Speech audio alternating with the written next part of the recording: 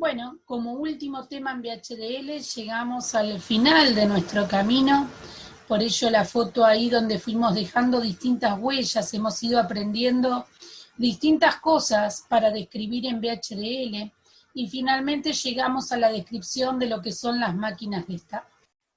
Bueno, vamos a ver que en este ejemplo, ¿sí?, como el título lo indica, se trata de una máquina de Moore de 3 estados, el estado 0, el estado 1 y el estado 2.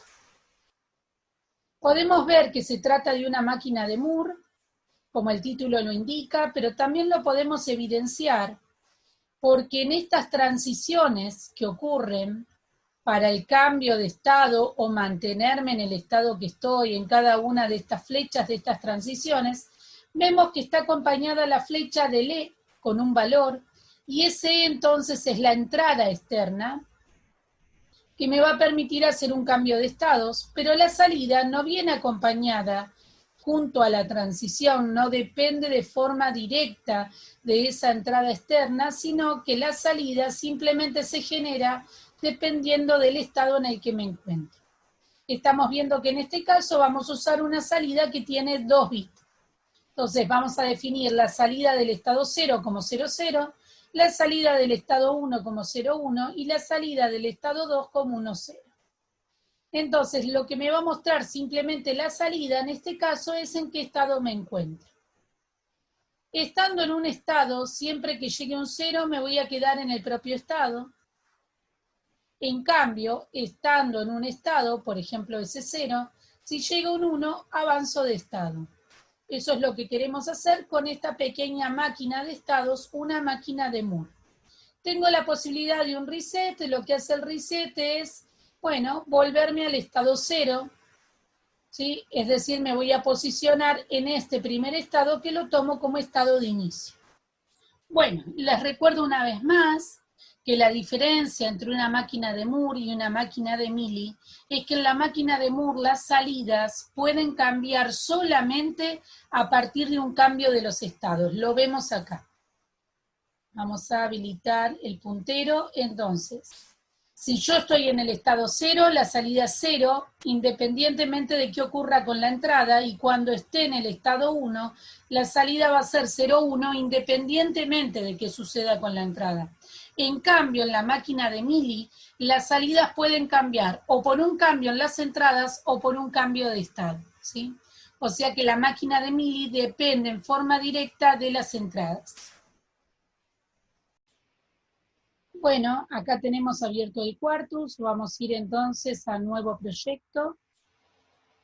Hacemos clic en siguiente, buscamos como siempre nuestra carpeta en donde estamos trabajando.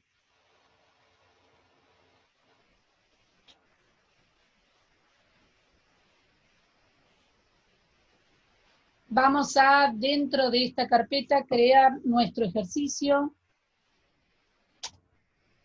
No vamos a usar componentes, así que hacemos clic en finalizar. Muy bien.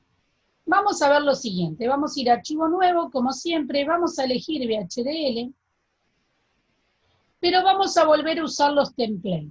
Entonces voy a ir a VHDL, acá de costado, diseños completos, y voy a elegir acá la categoría máquinas de estado.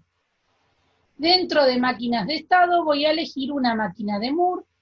Tengo acá la opción de una máquina de Moore de 4 estados.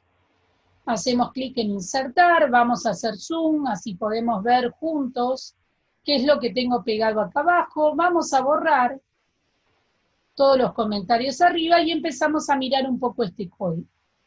Tenemos para nuestra descripción, como siempre, la biblioteca del IEEE. Dentro tenemos la norma que nosotros siempre usamos, dijimos siempre vamos a usar la misma, no vamos a estar cambiando entre normas.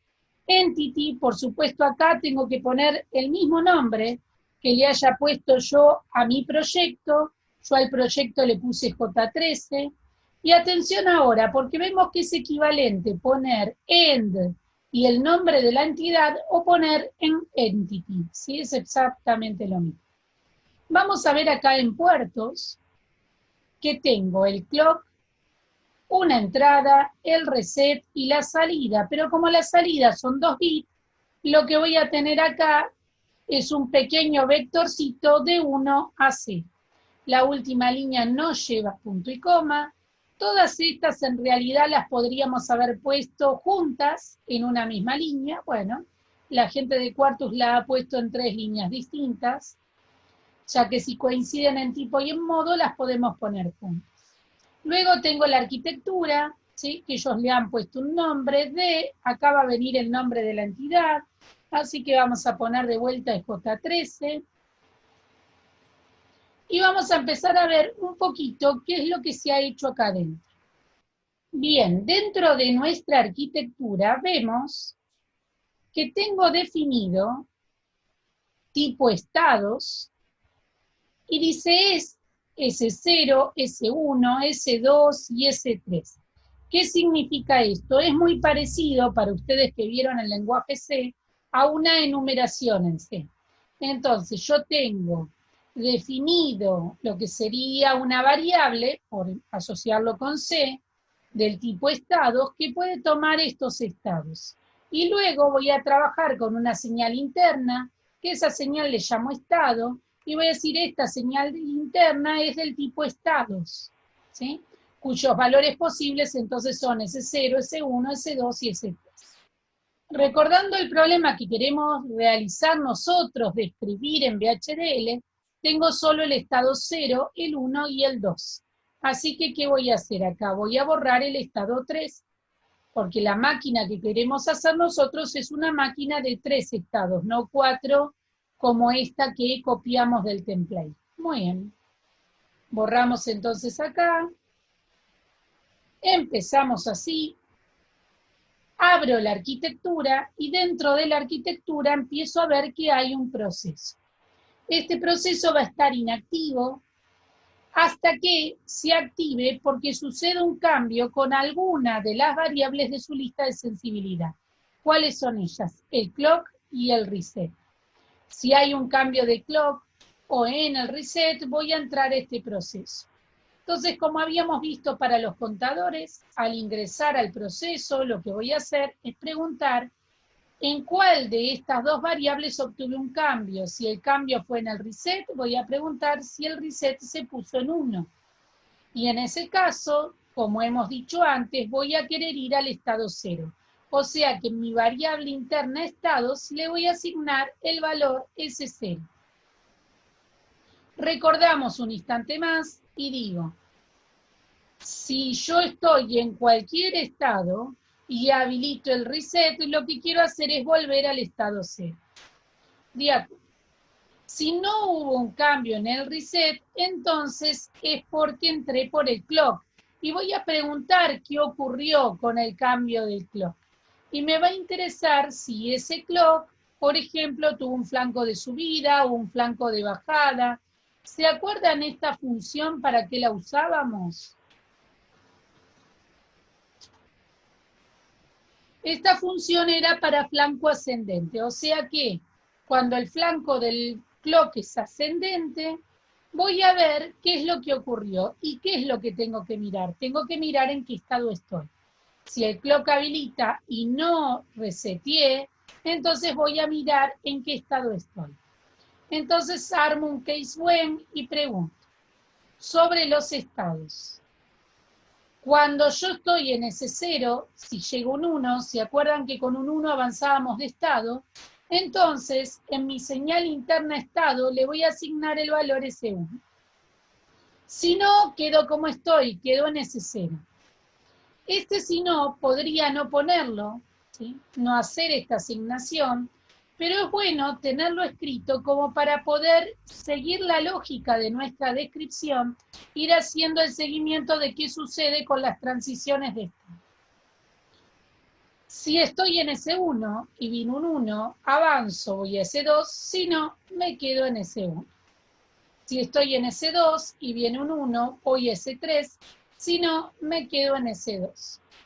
Si estoy en S3, pero no voy a estar en S3. Entonces miremos qué ocurre con S3 y S2. Repasamos lo que queríamos hacer. Cuando estoy en S2 y viene un 1, no avanzo a S3 porque no existe S3 en lo que nosotros queremos armar. Si estoy en S2 y viene un 1, voy a S0. Entonces, si estoy en S2 y viene un 1, vuelvo a empezar, retomo en S0. Y lo que es S3 lo borramos. Entonces acá tengo la definición de mi proceso. Un proceso que se activa según el clock o el reset. Si el reset está en 1, me vuelve al estado inicial. Y si no, escribo acá dentro la lógica para hacer las transiciones de mis estados. Es decir, que este proceso es el que me permite hacer las transiciones de los estados. Ahora bien, si hubo un cambio de estados, entonces voy a poner otro proceso que se va a despertar, se va a activar únicamente cuando haya cambio en el estado. Si hubo cambio en el estado, me voy a preguntar en qué estado estoy, y según el estado en el que estoy es lo que voy a mostrar a la salida. Si estoy en el estado 0, la salida me va a mostrar 0, si estoy en el 1 me va a mostrar 1, y si estoy en el estado 2 voy a poner un 2 en la salida. Entonces vemos que para nuestra máquina de Moore podemos tener dos procesos, uno que es el que tiene la lógica de las transiciones, y otro en el que según el estado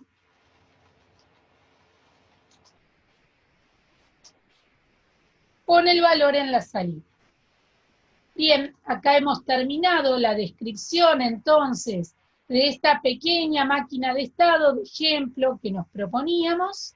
Así que bueno, vamos a grabar, a compilar y vamos entonces a probarlo, a hacer la simulación.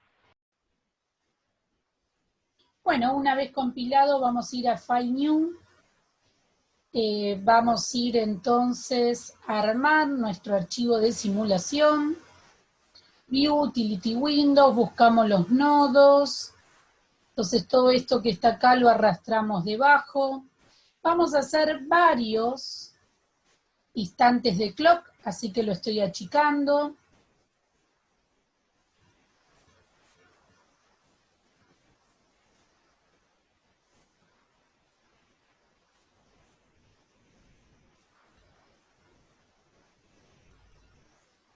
Por ejemplo, hasta ahí. Bien, vamos a poner siempre la entrada en 1, o sea que lo que vamos a ver es cómo avanza esto de niveles. Vamos a ir a Processing, Generar. Bueno, ahora no tengo la cámara encendida en este momento, pero recuerden que yo siempre miro al costado porque tengo un monitor secundario, ¿sí? La cámara está en mi notebook y trabajo en el otro monitor. Bien, una vez hecho esto, vamos a ejecutarlo y vamos a ver qué es lo que pasó, esos cambios de estado. A ver. Bien. Estoy en el estado 0, 1, 2, vuelvo al 0, 1, 2, vuelvo al 0. Podemos ver que como siempre puse en 1, lo que hace esta máquina es siempre avanzar. Es decir que es una manera de haber implementado un pequeño contadorcito. Bien, acá estamos mostrando otra simulación posible, en donde podemos ver que la entrada, que le hemos llamado input, está siempre en 1, pero acá, en este caso, lo hemos bajado a 0 a ver qué es lo que ocurre. Bueno, vamos a marcar como ayuda los momentos en los que yo tengo flanco ascendente, todos aquellos momentos que paso de 0 a 1, así nos ayuda luego para el análisis que vamos a hacer de qué es lo que ocurre dentro de esta simulación que ha hecho el Quartus. Bien. Bueno, vamos a mirar, vamos a hacer un poquito de zoom, a ver si podemos. Ahí estamos. Entonces, yo estoy en el estado 0. Como tengo puesto un 1, cuando llega la habilitación del clock, este flanco ascendente, un tiempo de retardo, un tiempo después, voy a ver que avanzo de estado y ahora estoy en el 1. Nueva habilitación de clock, un tiempo después estoy en el 2. Nueva habilitación del clock, un tiempo después estoy en 0. Porque se acuerdan que era 0, 1, 2 y de ahí continuaba en 0. Ahora bien, yo bajé la entrada. Entonces, cuando encuentro el bajo de entrada, lo que hago es darme cuenta en la habilitación del clock que me tengo que mantener en el estado en el que estoy, porque se acuerdan que con 0 me mantengo. Entonces mantengo aquel 0, ¿sí? Acá. Vuelve a habilitar el clock y en el momento que habilita el clock, la entrada aún está en bajo, así que sigo manteniendo el 0. En la próxima habilitación del clock voy a encontrar esta entrada en 1 y un tiempo después voy a avanzar de estado. De 0 voy a cambiar a 1, luego a 2, luego a 0, luego a 1 y así seguiríamos porque la entrada quedó puesta en 1. Continuamos con la máquina de Moore. Lo que queremos hacer en este momento es un detector de secuencia. ¿Qué queremos detectar? Queremos detectar el 101. Este 101 no hace falta que venga solito, aislado, sino que puede venir camuflado dentro de un grupo de bits. Y nosotros tenemos que detectar cuando tengo 101 pegado, todo junto. Entonces lo voy a detectar dentro de una tira de bits. Bueno. Para hacer esto seguiremos con los principios de las máquinas de estado, de la máquina de Moore en este caso, y lo que ustedes van a pensar es cómo armar un diagrama de estados. Es buen momento para pausar el video, tomar una hojita de papel y ponernos a construir entonces cada uno de ustedes la máquina de estados y luego la comparamos con el resultado que les voy a mostrar. Muy bien, vamos a ver el diagrama entonces. Yo estoy en un estado inicial, estado 0, esperando que llegue mi primer bit. Si ese primer bit es un 0, no me sirve como inicio de secuencia y me voy a quedar en este estado inicial mientras que vengan ceros, esperando el primer bit de mi secuencia que es un 1. Cuando llega el 1, avanzo de estado. Ahora estoy en este estado número 1. Y si me llegan más unos, bueno, cumple la misión de que recibí un 1. Así que sigo teniendo mi posible comienzo de secuencia. Me voy a quedar acá, en este estado, en el que yo había llegado con un 1, y aunque haya 2 unos, 3 unos, 4 unos, bueno, tengo mi primer 1. Voy a avanzar ahora de estados cuando llegue el 0. Cuando reciba este 0, voy a ir a mi estado 2. Ahora, si en este estado 2 llega otro 0, 2 ceros ya no me sirven para mi secuencia. Entonces tengo que volver a empezar. Voy a volver a estar en el estado 0. Ahora bien, si estando en el estado 2, que había llegado con un 1 y con un 0, llega el 1, qué suerte, ya juntamos el 101, llego al estado 3, en donde he detectado mi secuencia. Ahora bien, si habiendo llegado al estado 3, me llega un 0, veamos que si yo llegué al estado 3 es porque ya junté el 101. Si me llega un 0, ahora ya tengo el 10. Es decir, ya tengo este 1 que había recibido acá, más un 0 que llega ahora, estoy de vuelta cerca de terminar. Tengo los dos primeros bits, el 1 y el 0. Es decir, vuelvo al estado 2. Si me llega otro 1, entonces quedé finalmente con 1 y 1, y con 1 y 1 vuelvo al estado en que a mí me interesaba que tenía un 1. Vamos a hacer un ejemplito, como para que esto por las dudas se vea. Miremos.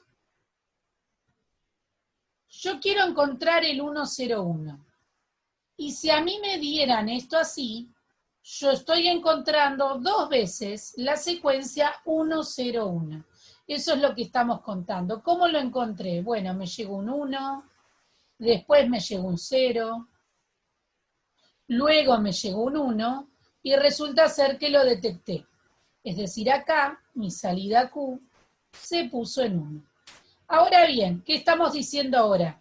Llega un 0, estando acá, vuelvo acá porque ya tomé parte de mi cadena como buena, y ahora llega un 1, y entonces vuelvo a detectar, y otra vez el Q se pone en 1. Miremos ahora, en cambio, si yo tenía 101, es decir, llegué a mi estado 3, habiendo detectado mi secuencia, y me viene ahora otro 1, que es el caso que nos planteamos acá. Me viene ahora otro 1. Bueno, 2 1 juntos no me sirven como secuencia, pero este 1 ya es el primer 1 de una nueva secuencia, por eso volví a E1. Bueno, vamos a volver entonces a Quartus y vamos a ver cómo puedo plantear este detector de secuencia. Bueno, tenemos Quartus abierto, hemos creado en Quartus ya el proyecto que le llamamos EJ15, así que vamos a venir entonces a nuevo VHDL y vamos a volver a nuestros templates, y acá en los templates vamos a ir a diseños, vamos a elegir de vuelta máquinas de estado y nuevamente una máquina de Moore. Vamos a borrar en nuestro caso siempre, bueno, todos estos comentarios sobre lo que ya viene hecho y cómo funciona, y nos vamos a quedar con la base. Vamos a ver entonces acá que tenemos que escribir el nombre de la entidad, en nuestro caso EJ15, y vamos a empezar a comparar con lo que nosotros queremos hacer. ¿Qué es lo que queremos hacer? Bueno, nosotros queríamos hacer un detector de secuencia que detecte el 101, creo que en este tamaño se llega a apreciar. Bueno, voy a necesitar 4 estados, el estado 0, 1, 2 y 3, así que la cantidad de estados que vienen definidos me vienen bien. Tengo clock, tengo input, que le podría llamar D, si quiero usar la letra D, lo vamos a dejar así. Tengo el reset y tengo la salida. Que en nuestro caso la salida va a ser un solo bit, así que en este caso vamos a borrarlo del vector.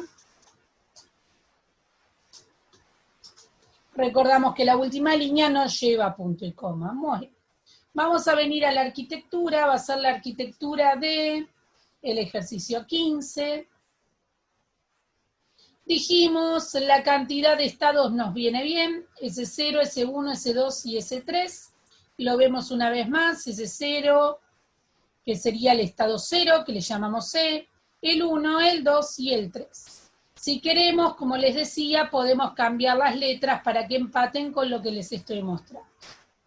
Bien, vamos a arrancar entonces con la lógica. Este proceso que se activa según el clock o el reset. Si el reset está en 1, voy a ir al estado 0 y recordamos que este proceso era la lógica que me permitía hacer las transiciones o pasar entre estados. Bien, trabajo con flanco de subida ascendente, lo podría cambiar si quisiera. Bueno, y me dice, si estoy en el estado 0 y en la entrada llega un 1, ¿qué es lo que tengo que hacer? Lo miramos. Estoy en el estado 0, en la entrada vino un 1, entonces voy a ir a 1. Si no, me quedo en 0. Lo dejamos como está. Bien, vamos a ver qué sucede entonces con ese 1. Si estoy en el estado 1 y viene un 1, ¿qué es lo que hago? Si estoy en el estado 1 y viene un 1, me quedo en 1. Y si viene un 0, voy a 2. Entonces, con un 1 me quedo en 1 y si no, me voy a 2. Ahora estoy en el estado 2, vamos a mirarlo, estoy en el estado 2. Si viene un 1, voy a 3, o sea que acá me va a quedar igual. Estando en el estado 2, si viene un 1, voy a 3. Y si no viene un 1, estando en el estado 2, con 1 vine a 3, y estando en el estado 2, si no viene un 1, viene un 0, voy al 0. Y si no, cambiamos acá, voy al 0. Bien. Vamos a ver el estado 3. En el estado 3, con un 1 voy a 1 y con 0 voy a 2. Entonces, a 1 o a 2. Es importante hacer bien los cambios, prestar atención, tener dibujado nuestro diagrama de estados. Y ahora sí, vamos a ver qué poner a la salida. En nuestro caso, ahora la salida va a ser un solo bit. Y un solo bit, recordemos que va con comillas simples. ¿Cuándo va a haber un 1? Cuando yo esté en el estado 3. En el resto de los casos va a haber ceros. Bien, entonces vamos a cambiar acá. Vamos a poner siempre el 0, con comillas simples.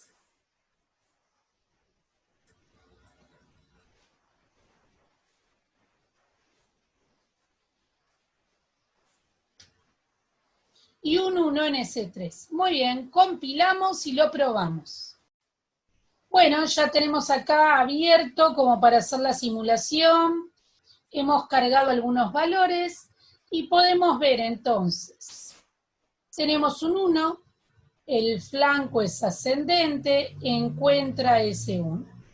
En el siguiente flanco ascendente encuentro un 0, y en el siguiente flanco ascendente encuentro un 1, un tiempo después la salida se pone en 1. Entonces hemos detectado el 1, 0, 1. Vamos a mostrar alguna otra simulación entonces. Bueno, vamos a ver otra prueba, otro simulacro. Vamos a marcar primero el flanco de subida.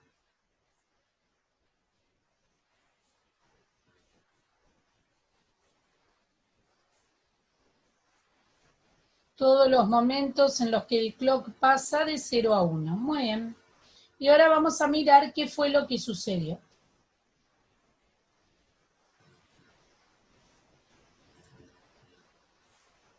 Bueno, si prestamos atención acá, cuando el flanco era de subida, encontró que en la entrada había un 1. Cuando vuelve a subir el flanco, encuentra un 0. Cuando vuelve a subir, encuentra un 1. Tiempo después se pone en 1 la salida. Pero ya este 1 que tengo acá, junto a este 0 y este 1, genera otro 1 a la salida. Y lo mismo pasa acá, 1, 0, 1, genera otro 1 a la salida. Y luego, como vienen unos pegados, ya no genera un 1 a la salida porque no detecta la secuencia. Bueno, lo que vamos a hacer ahora es volver a pensar en la misma secuencia, 1, 0, 1, pero ahora queremos detectarla usando una máquina de Mealy, y vamos a ver luego en la descripción de VHDL cuáles serían los cambios para implementar un detector de la misma secuencia usando la otra máquina. La tarea para ustedes es hacer un diagrama de estados siguiendo una máquina de Mealy entonces para detectar esta secuencia. Es un buen momento ahora para pausar el video, tomar de vuelta el papel y empezar a dibujar el diagrama de estados. Bueno, vamos a ver la solución del diagrama de estados para que comparen si les dio lo mismo. De todos modos vamos a explicarlo, suponiendo de que hubiera estudiantes a los que no les dio lo mismo.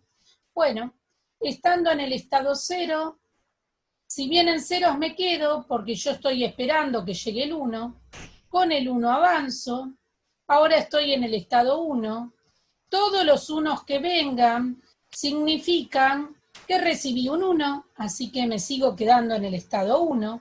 Si viene un 0, avanzo al estado 2 y me detengo un instante acá para decir que obviamente, como es una máquina de Mealy, las salidas las estamos viendo en las transiciones y no en los estados. Entonces, cuando recibí el 1 y el 0 y reciba ahora un 1, la salida se va a poner en 1, pero en vez de ir a un estado en el que la salida se pone en 1, ya digo, la salida se pone en 1 y vuelvo al estado en el que ya tenía el primer 1 de mi cadena. Si estando en el estado 2, que había llegado con un 1 y un 0, llegó un 0, bueno, dos ceros no me sirven y vuelvo al estado inicial. Este es el diagrama de estados que queremos describir en VHDL. Bueno, antes de ir a VHDL, también les voy a comentar que, bueno, como dijimos, podemos notar que hay un estado menos, tengo solo el estado 0, 1 y 2, el 3 no lo tengo, y que hay un solo momento en que la salida se pone en 1, y es cuando esté en el estado 2 y reciba un 1 en la entrada. Vamos entonces a describirlo en cuartos. Bueno, volvemos a Quartus, entonces vamos a nuevo proyecto. Esta vez vamos al ejercicio 16. Vamos a darle finalizar, vamos a ir a archivo nuevo, VHDL, y vamos a aprovechar los templates, y vamos a buscar entonces en VHDL diseños completos, máquinas de estado, pero en este caso una máquina de mili. Tomamos el template de base para la máquina de mili y lo empezamos a observar. Tenemos el clock, una entrada, el reset y la salida. Por supuesto, el nombre de la entidad, en nuestro caso, va a ser EJ16. Y la salida, en nuestro caso, va a tener un solo bit, así que borramos eso.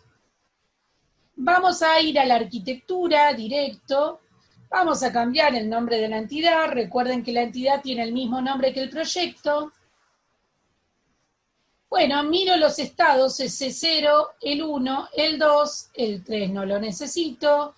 Si hace falta, recordamos cómo era nuestro diagrama de estado. Estado 0, 1 y 2. Vamos a ver los procesos. El primer proceso se activa con el clock o con el reset. O sea que si entré a este proceso fue porque hubo un cambio en el clock o un cambio en el reset. Entonces comienzo preguntando. Y pregunto si el reset está en 1. Si está en 1, entonces el estado inicial es 0. Si no, voy a ver qué fue lo que sucedió con el clock. De vuelta lo tengo configurado como flanco ascendente. Bien, vamos a ver entonces, si estoy en el estado 0, ¿a dónde tengo que ir? Y recordamos una vez más que esto era la lógica.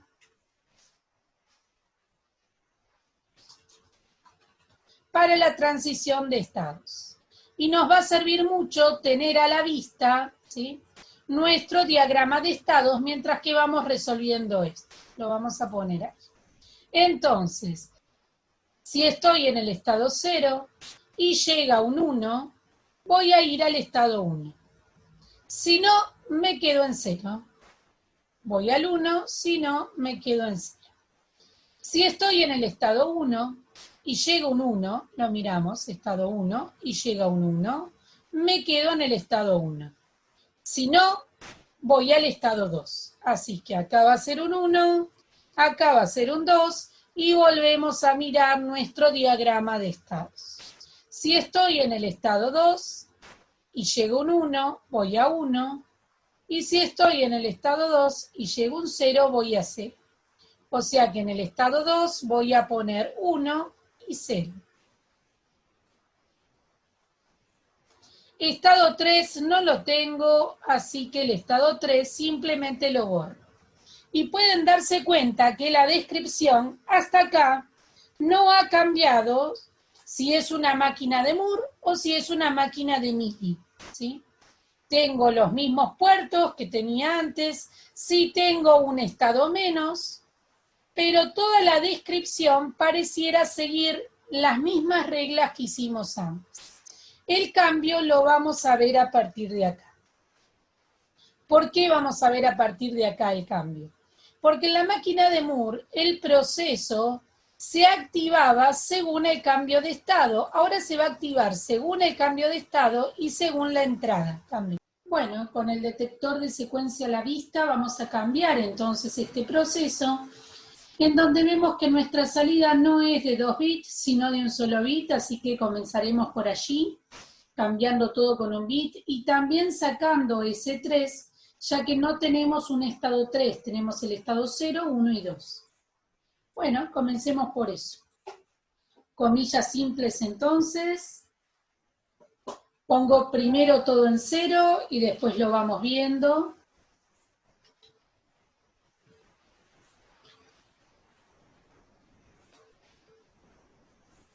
Disculpen. Ahí vamos.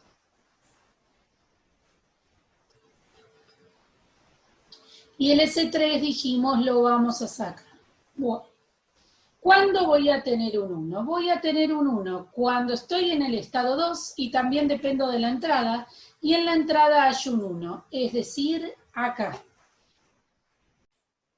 Bueno, vamos a ver acá que generamos el archivo de simulación y nos ha dado un warning. Bueno, ustedes no se preocupen, cuando trabajamos en cuartos con enumeraciones, a veces podemos tener algún warning que nos comente sobre la síntesis justamente en estas enumeraciones. A ver si podemos ampliar, ¿sí? Entonces vemos acá que nos comenta sobre algún estado que no lo logra sintetizar. Bueno, estas son cosas que ocurren, se podría configurar en Quartus para que no diera estos errores de intento de optimización, pero bueno, de todas formas no nos vamos a preocupar por ello.